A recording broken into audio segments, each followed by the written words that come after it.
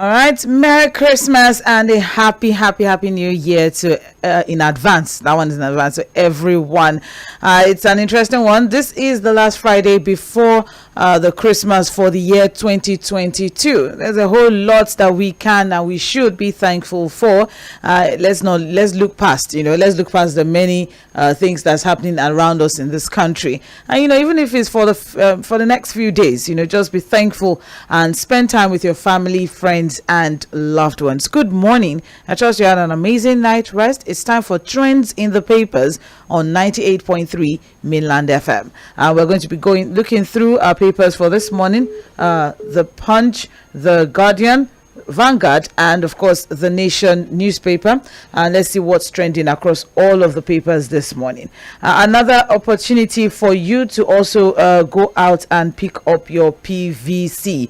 Very, very important. They have said that the local government offices, INEC local government offices, they're already and available for us to pick up our PVC 9 a.m. to 3 p.m. So in all of the festivities, let's try to keep safe. There's a whole lot happening out there. Let's try to keep safe, very, very importantly. As we travel, for those of us who will be traveling, if we can, why don't we do, daytime traveling? That is, if you can. And if it must be night traveling, please, try to, journey with, the secured, yes, the secured motoring companies, a secure transport company. All right, very, very importantly. All right, if you are going to be traveling, that is okay. So also do something special for yourself in this season. Don't know what it is, whatever I think it is, that just do something for yourself and also for someone out there that is not your family friend, or that is not your family member, that is not a part of your circle, someone outside of your circle. Do something special for them in this season. Let's get straight to it. My name is Omobola Sandra, and I'll be having Fuad Sahid joining in via the phone line. Good morning, Fuad. Good morning, Sandra, and Merry Christmas and Happy New Year in advance. Thank you very much. All right. I'm expecting Christmas chicken and rice. As we will be expecting. It's okay. All right, so let's just get into it. We'll start with the Punch newspaper and let's see what is trending from there. Okay, so the major headline from the Punch newspaper: cash limits not anti-people. CBN insists reps knock Emefiele. So the riders to that: policy will open rural underserved communities to economic opportunities, says the CBN deputy governor. Apex Bank orders 500 million pieces of new notes, says nation ready for cashless economy. Emefiele flouting CBN Act, policy ill-timed and irresponsible, says lawmakers and ex-ADC chairman. So there is still, a lot of back and forth and a lot of conversation still surrounding the Naira redesign. Let's not forget that yesterday, on Thursday, the Central Bank of Nigeria, represented by the Deputy Governor of Financial Systems and Stability in CBN, Aisha Ahmad, went defending the cash withdrawal limits policy, insisting that it was not targeted at vulnerable people. So she declared that Nigeria could operate a cashless economy, noting that about 94% of cash withdrawal through personal accounts, were less than the revised 500,000 naira per week, while 82% of those via corporate accounts were less than 5 million naira per week. I'm more curious with how they got their policy and all, but also speaking further on the defense. Speaking further on the defense, they also asked for a few minutes to explain the policy to the lawmakers, recalling that the cashless policy was first launched in 2012 based on sections 2D and 47 of the CBN Act. Okay, and she also recalled that the CBN commenced the pilot test in Lagos State, where it introduced limits on transactions of 500,000 naira and 3 million naira for individuals and corporate respectively, which is the current reality in the current limits that we are faced with in the banks. 500,000 naira per withdrawal, and 3 million naira for individuals, and 3 million naira for corporate. So in order trying to defend all of that and whatnot, because there have been speculations, or there have been a lot of reactions that, okay, this is anti-people, especially those living in rural areas, and whatnot is going to really affect them. They try to, one way or the other, to defend that particular policy. But with all of these defenses, do you think that, or do you still stand by the fact that there will still be a total reversal of the policy? Well, I still want to think that we're going to see a total reversal of the policy. I think so strongly. Because, no matter what the CBN does at this time, no matter how they try to explain the policy, justify it, I think a section of Nigerians, which includes our lawmakers, which includes the politicians generally, which includes some business class or probably some ordinary people, think that the policy is ill-timed, is anti-people, and it was going to impoverish more Nigerians. So if that's the thinking of a larger section of Nigeria, because again, we need to look at the reactions of Nigerians to this policy from when it was announced. I think somehow a larger percentage of Nigerians think that the policy is ill-timed, it's unnecessary, and was going to cause a lot of disruption in the business of ordinary Nigerians. So, with the kind of pressure the CBN is getting, if you look at, I watched the session yesterday, and you will see that nobody was sold. All of the lawmakers that sat there were not even really sold to the explanations of the deputy governor of the CBN. But just say what you want to say. We already have what we believe about this policy, and it was probably just a mere formality to have this person come around to explain. So I'm still thinking that the pressure is going to ramp up, it's going to get more intense, and we may eventually see the CBN caving on the pressure that's on them now. But the interesting thing for me, Sandra, is the whereabouts of the CBN governor. There are always speculations about his whereabouts. It's not been in public there for some time. The DSS is still on his trail from the information we have. They wanted him to still appear to come and explain one or two things and all of that. So, that again for me is a form of pressure on the bank itself, the CBN itself, because if your head is somewhat missing in action, his whereabouts is subject of speculation and all of that. So, I still want to think that we're going to see a reversal of the policy eventually. All right, thank you very much. But defending it further, you also have the deputy governor saying, especially for these rural areas, that predominantly in the naira notes, or the notes that are predominantly used in the rural areas are the 100 naira, the 50 naira, the 10 naira, and the 5 naira, and those are When you say that, the deputy governor? Yes.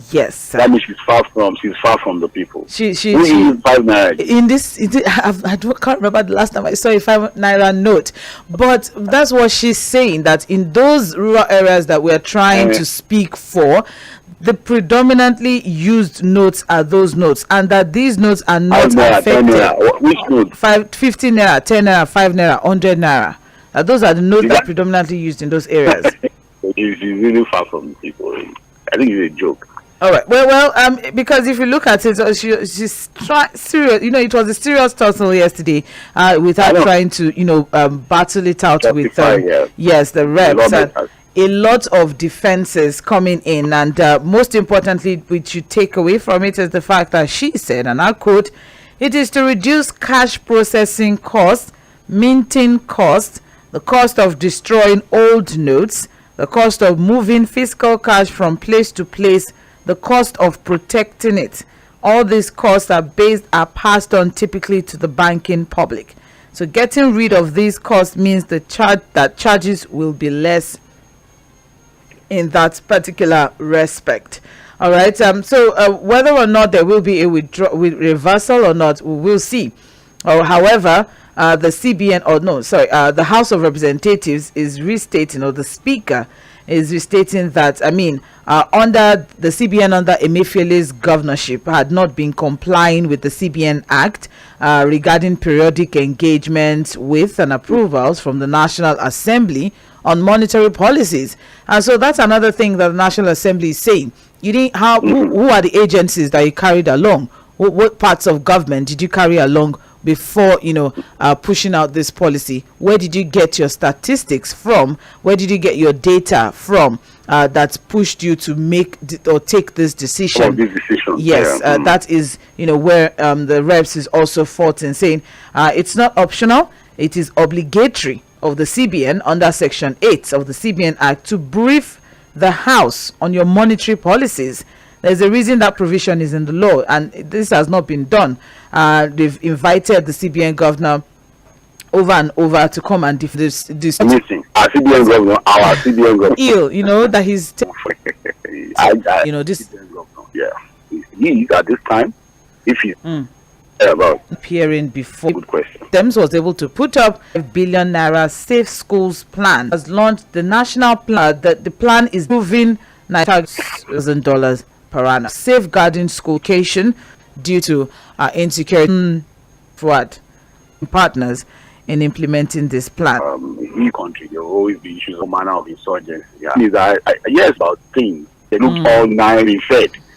Money will, for me. Unfortunate containers to receive fortunate expressway by PM 40-foot container SUVs. Took locking down in itself to bodies as regards. Its containers are so big, the height. Yes, at it. Yes. Then you also have the issue. Then the third one. So you also have a situation like sometimes when a container. You see how road will access the roads thing that happened. I trying to maneuver and turn. Hello. So help us God. And some of these trailers, the drivers see they are driving Kurukwe, because more details on pages 4 and 5 of the Punch newspaper.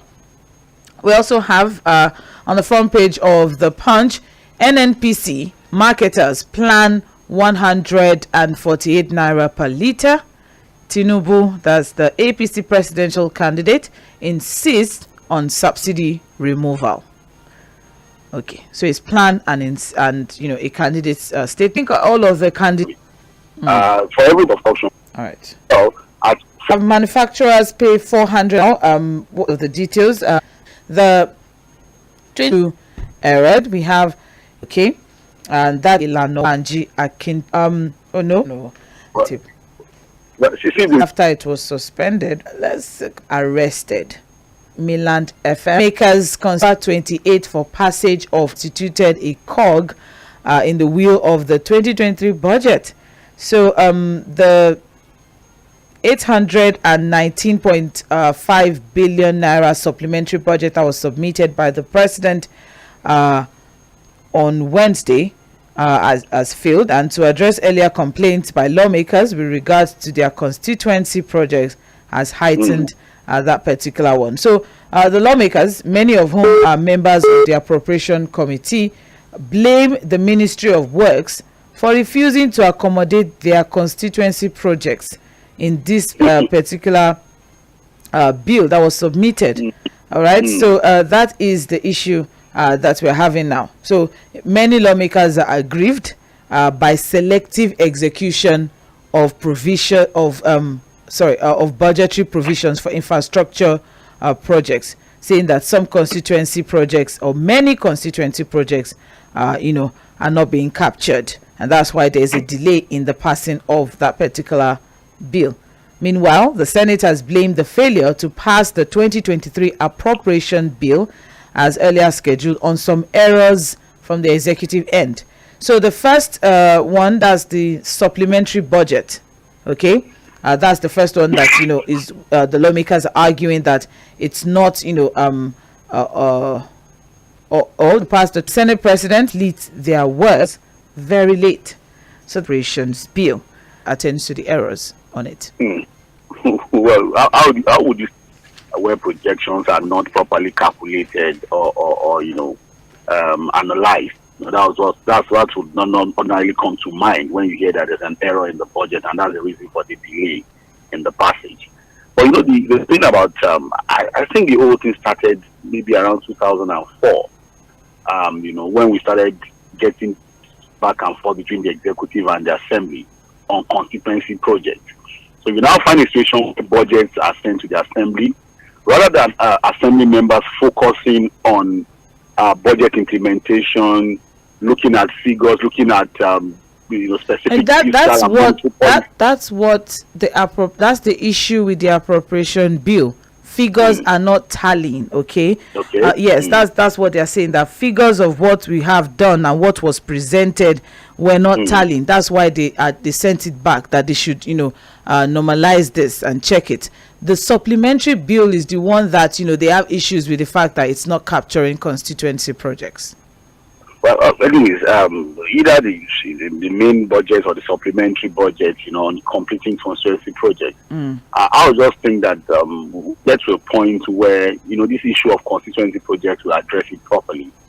Because there have been allegations and people are also trying to say that, look, these constituency projects are just ways by which lawmakers are able to also dig their hands into some of the funds that are provided for in the budget. Because eventually, again, I say it's an allegation, some of the contracts and projects end up being executed by the lawmakers through their proxy companies and some contractors. So it's also a way of eventually getting money from, so they look at it as, okay, in my constituency, we are going to build this and that, it should be captured in the budget. And then they set up proxy companies and all of that to take over the project, make money from it, or not even execute it properly. You understand? But the reality is that, look, we're in a country where some of these things have become a subject of debate and controversy. Rather than looking at critical issues, that would better the lives of the people, I think we're now fixated on small issues like constituency projects and all of that. Again, the lawmakers want to score cheap points with it, and based on allegation, make money from some of these things. That's just our reality. All right. More details on page 6. Page 6 of the Guardian has the details of the budget issues between the executive and the legislative. Let's keep moving now. We also have here on the front page of the Guardian, NBA sues Minister of Women Affairs Pauline Tallen over kangaroo comment, and that is on page 3. That's on page 3. So what we have is that the Nigerian Bar Association has dragged Minister of Women Affairs and Social Development Pauline Tallen to court over alleged disparaging comment on court judgment. Okay, and what we have is following, there was a public statement that was made in respect of the judgment of the Federal High Court between Malam Nuhu Ribadu and the APC. Right, so in that statement, the declaration is that the defendant's statement is the ruling that sacked Aishatu Binani, the only female governorship candidate in the country, is a kangaroo judgment that should be rejected by well-meaning Nigerians. The court is declaring that the party has no candidate. This is unacceptable. It is like a kangaroo judgment, but we will not give up. And end of quote.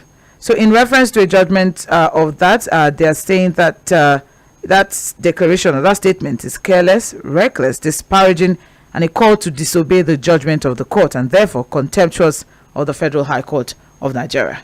So that is as regards that particular one. So they have sued her. That's the Nigerian Bar Association have taken her to court over that particular. Of course, we have to be a bit detailed about them. But I'm looking at the interest of the NBA on this particular issue. I'm also looking at Mrs. Pauline Tallen's right to also make comments on the court verdict. The context of what she said is also very important. Although even if they take her to court, she also has a right to defend herself on the issue of freedom of speech or the belief on making comments on things like that. But I'm just wondering, is it the umbrella body of the NBA? Is it the state chapter? Is it a local chapter of the NBA that is taking her to court for a comment she made on a court verdict?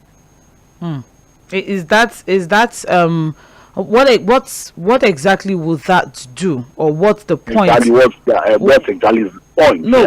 What's the point of whether it was the national body or a state chapter? And I just want to know whether the national body, the judicial people are taking out to call for the fact that, you know, they believe that as a minister or as a person who's supposed to, you know, uphold or, well, in any way uphold the constitution or respect a court ruling, you shouldn't be making such statement. That is where the NBA is coming from.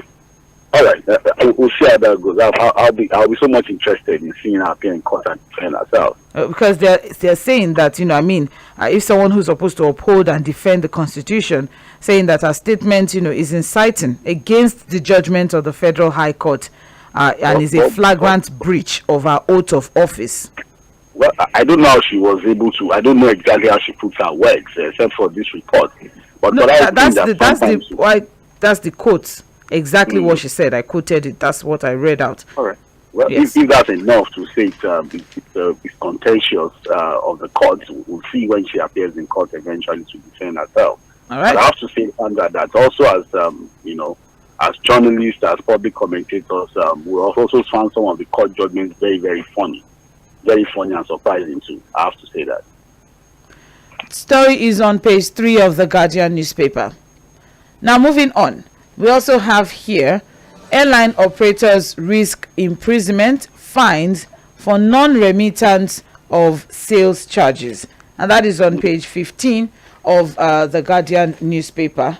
Okay, so very, very quickly, there's still a whole lot of challenges or stories that's still going around still as regards, you know, the aviation sector. But this particular story is saying that airline operators in the country now risk 2-year imprisonment, 5 million naira fine, or both over failure to remit statutory ticket sales and cargo sales charges as and when due.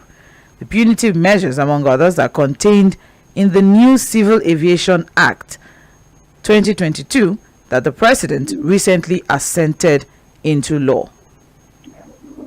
Okay, and they're saying that they've listed complaints of operators as regards revalidation of AOCs and all, but they're going to go under some sort of review, okay, and we'll see how that particular one will turn out. Story is on page 15 of Field. Bielsa tells RMAFC, and the story is on page 29 of the Guardian. All right, and what that particular story is saying, or what the Reporting, Allocation and Fiscal Commission to comply with an order of the Supreme Court on the disputed Soko oil and gas fields, which ownership is in contention between Bielsa and Rivers State. Okay, and as it is now, still back and forth with between both states. But what we have is that the Apex Court had given an order for proper demarcation of the boundary between the two states as decisive step to resolving that particular impasse. So while the National Boundaries Commission was yet to implement the order, the Revenue Mobilization, Allocation and Fiscal Commission decided to be paying accruals from this oil well to the River State. And the demarcation is not yet done. So that is where, you know, where Bielsa is coming from. Why not wait till the demarcation is done before we know which part of the field will get go to River State, and which part of the field will go to Bielsa. All right. So who is supposed to act up here, or who should be called to order here? Should it be the National Boundaries Commission or the RMAFC? Well, I think both of them, because but I think more with the RMAFC because they are supposed to hold on to when the order of the court is obeyed in terms of proper demarcation of the bounds before disbursing funds. Because if they continue to disburse to River State and then the Boundary Commission does what they are supposed to do, and somehow the most part of the oil field falls in Bielsa, what will happen to the funds that have been disbursed to Rivers? Are they going to go and retrieve it? So sometimes we should be processing people. Why not wait till the order of the court is obeyed? And then you may want to ask yourself, why is it taking the Boundaries Commission so long to do the needful?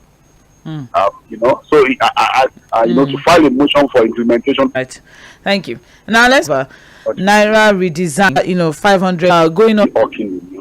You know, giving out in some of the ministries of the country to touch it. The new note that you know. Look at into the looking at who have access to these people are saying it's not even those people went to the CBN to go and collect it. They collect it from banks, from commercial banks. CBN.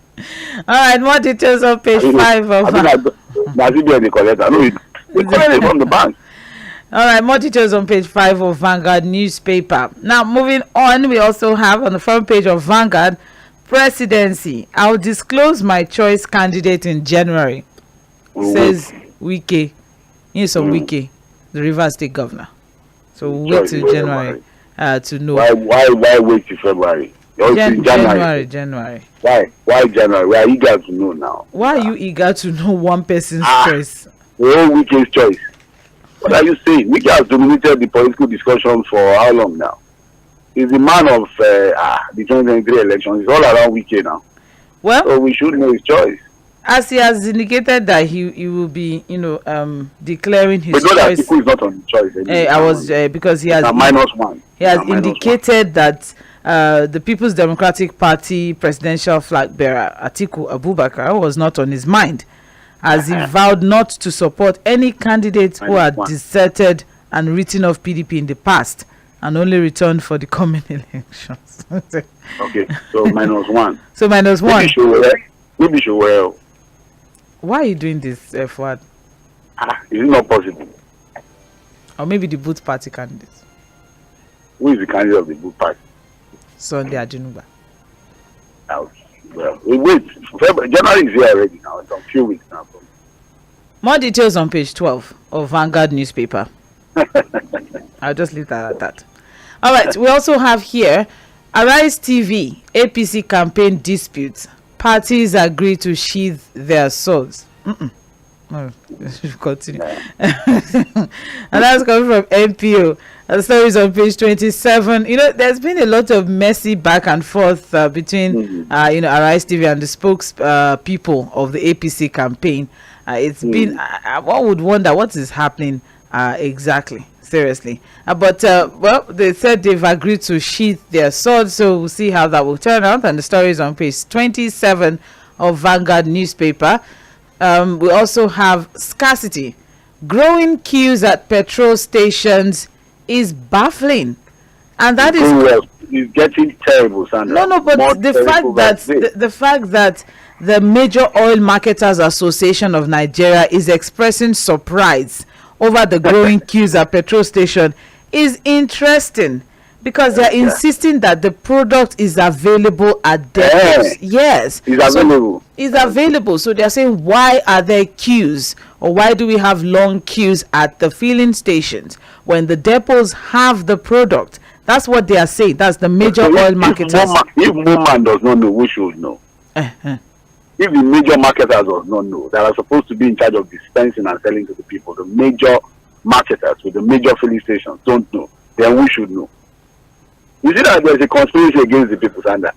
They all you know, when they play games with you, they toss you around. You know, they throw you to Ipman throws you to Moman throws you to NNPC throws you to Depot throws you to private depot, and everybody keeps tossing you around. That is where I'm coming from, because you know, there seems to everybody just throwing the public and the citizenry everywhere, just tossing us all up and down. Because what we have now is that Moman is saying that, you know, it's surprising that, you know, there are still queues, although they are saying maybe the demands have grown beyond what it used to be. Maybe that's good. What demand has grown? The demand for the product. Okay, that's why there's queue. No, that's why there's still queue. So this is the 4th December that you have, you know. So the demand has also, are you saying that the demand has gone like 3 times of the regular demand? Is that what they are saying? Sandra, please. Some people are just playing games with us, you know. Like they say, make they play, they go. But the reality is, you know, the sector operates with a level of impunity that is surprising, Sandra. With a level of impunity that is not just surprising, but nauseating, annoying, completely annoying. But unfortunately, who do we hold responsible? The only person who can hold responsible is the president, is the Minister of Petroleum, unfortunately. We are not hearing anything. So That's all. Let's do that.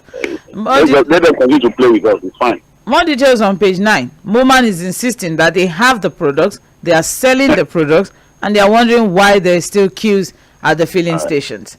More details on page 9 of Vanguard newspaper. Okay, very quickly, let's look through what we have from The Nation. We have just a minute left on the show. And what we have, the major headline, Tinubu, multiple exchange rates, petrol subsidy to go. And the rider to that is APC candidate promises to fix power and introduce students. What is the thing about refineries? Somebody has been avoiding that issue. Maybe we should not ask what does he plan or what do you plan to do to cushion the effect of that removal. Me, I'm not interested in cushioning any effect because they will never cushion anything.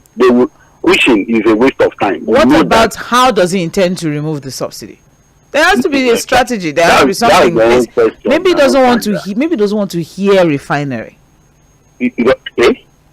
My question to him would be, sir, yes, we have agreed that subsidy should go, since that's what you want to do. All right. The first question is, do you think, in good conscience as president, if you become president, that if you remove subsidy, Nigerians will be able to cope buying petrol at 500 naira per litre? Number one question. Number two, we have 4 refineries. What do you want to do with them? Are you going to sell them off, privatize them?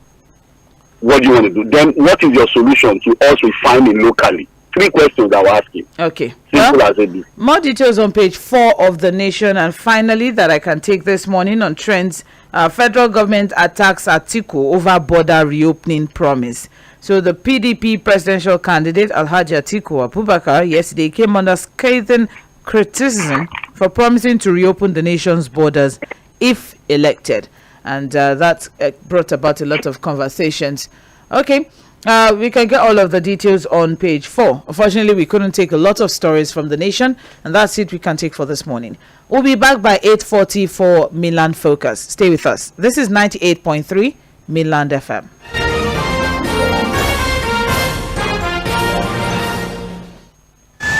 It's a beautiful morning, Naija. Don't forget to deposit your old